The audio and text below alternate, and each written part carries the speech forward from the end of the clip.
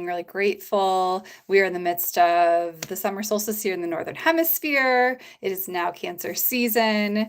This is, such a beautiful time in the Northern Hemisphere because we have so much daylight and it's abundant and everything's in full bloom.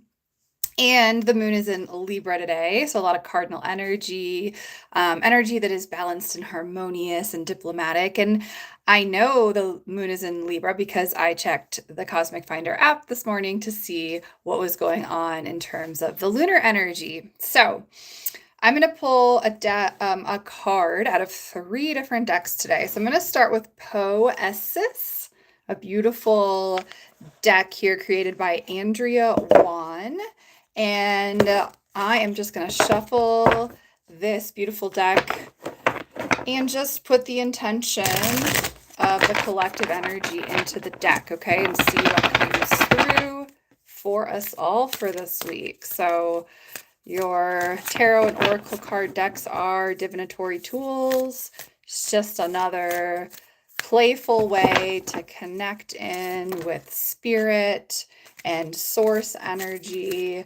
So I'm just asking for one clear message. Okay, so we get the message of change. Okay, so we have just shifted into a new solar season. We are now in Cancer season, and also we are in the midst of what's called Litha when you look at the wheel of the year. And so things have been changing for us. They've been shifting. We will also come up onto a full moon in Capricorn here soon, as well as Mercury going retrograde. So let's just accept the fact that things are changing. There is change in the air, and that is beautiful because change is the only constant.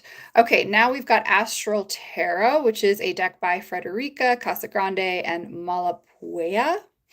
All right, so I'm going to go ahead and do what I did with Poesis, and I'm going to just shuffle this beautiful deck with the collective energy and see what messages.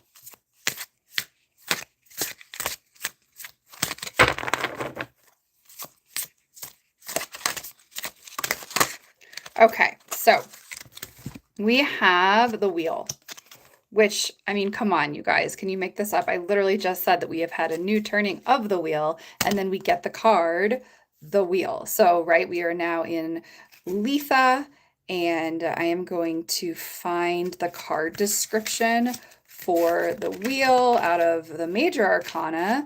So be patient with me. The armillary sphere represents the 3-dimensional motion of the stars along the celestial vault.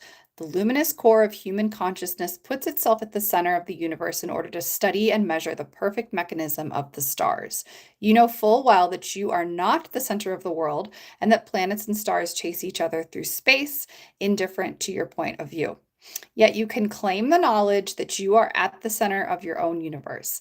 Let everything flow. Humble your claim to interfere with motions much larger than human understanding, but use your vantage point to draw the information that is relevant to you in perfect balance between responsibility and faith.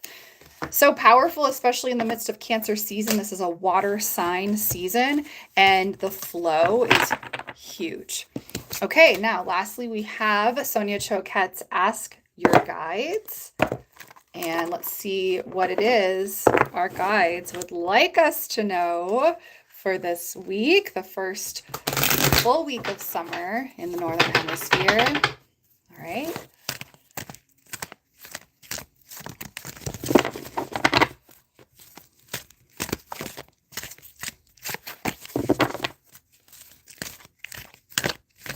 Sometimes you just got to be patient with it.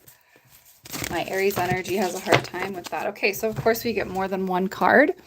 Okay, so out of Sonia's deck, we have a message from Holy Spirit, which is about leadership, and a message from our creativity guides, which is creativity.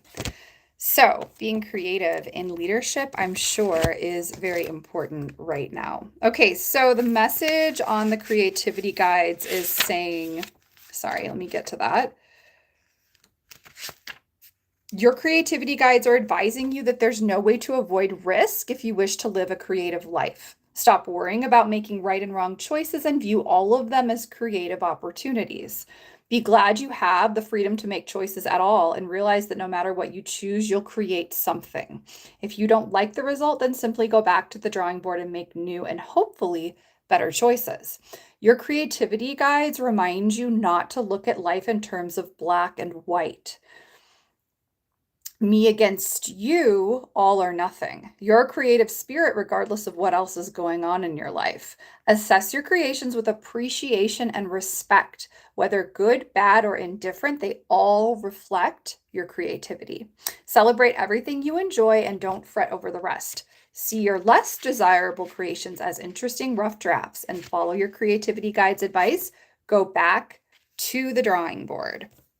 All right, now the message on leadership says the Holy Spirit is encouraging you to consciously and fully embrace the leadership role you're carving out for yourself.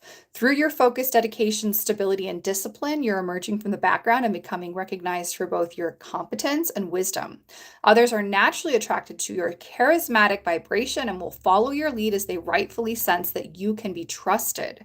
The Holy Spirit is your guiding force as you motivate and inspire others. Indeed, the very word inspire comes from the word spirit and means to invite or to inhale the Holy Spirit into your life and move you toward your creative and spiritual best.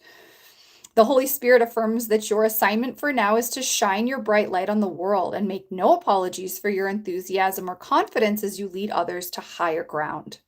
Be mindful, however, not to overdrive yourself and become disconnected from your source, or you risk getting burnt out.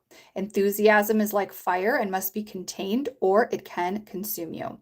The Holy Spirit's message: lead with confidence. Okay, this week, you guys, lead with confidence. Allow yourself to be creative and don't judge your creations. Recognize that the wheel is turning and that change is inevitable.